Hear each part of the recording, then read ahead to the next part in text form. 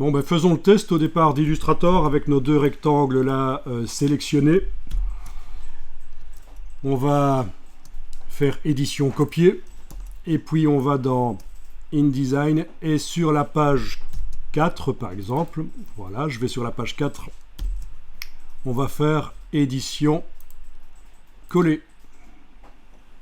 Voilà.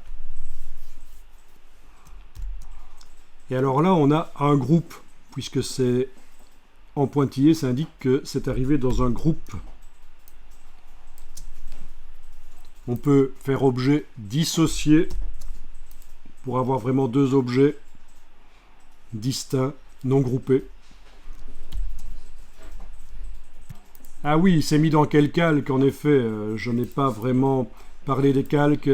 C'est dans le calque texte en spirale que ça s'est collé, le seul qui était non verrouillé. C'est pas grave, on refait un nouveau calque.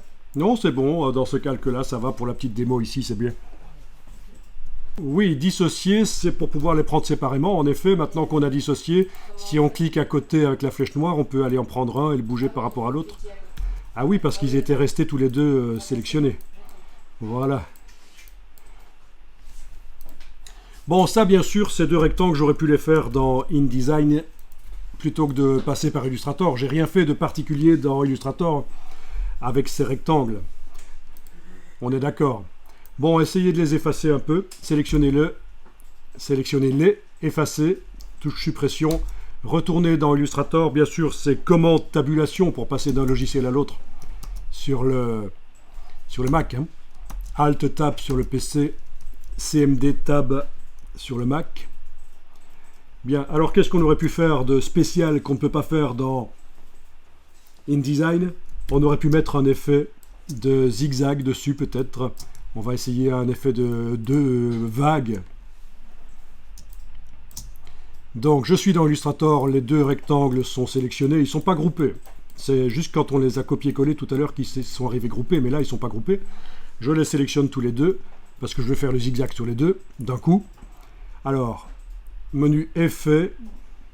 Alors, qu'est-ce qu'on a comme effet de zigzag? Aidez-moi un peu ici. Au niveau du zigzag, effet, distorsion et transformation zigzag.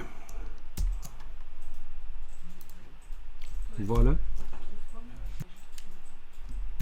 Donc c'est menu effet, distorsion et transformation zigzag.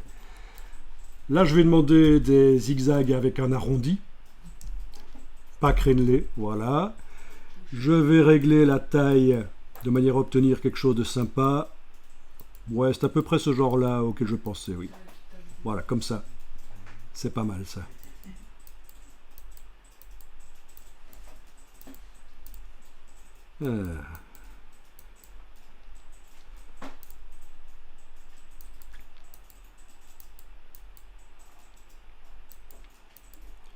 Ok.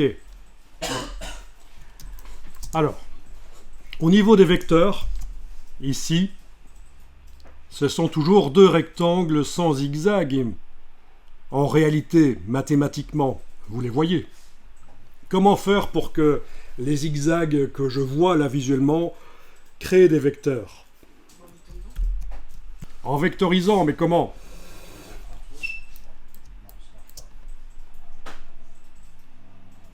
Alors, allez-y, objet, décomposer l'aspect. Parce qu'en fait, actuellement, dans la palette aspect, menu fenêtre aspect, les zigzags se trouvent là.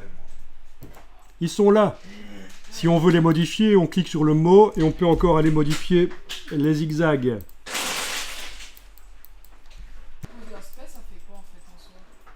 Et donc, objet décomposer l'aspect, ça va retirer l'effet de zigzag des objets. Ça sera non modifiable, ça va figer, mais ça va surtout générer des vecteurs.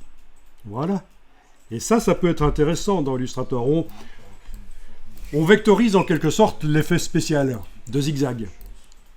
Ça peut être intéressant dans certains cas, il ne faut pas le faire systématiquement. Hein. Et bien sûr, c'est intéressant de garder l'effet modifiable, dynamique, non destructif. Mais parfois, quand on veut aller plus loin dans Illustrator, on doit Vectoriser les effets spéciaux. Objet décomposer l'aspect, c'est bien. Ok. Mais si tu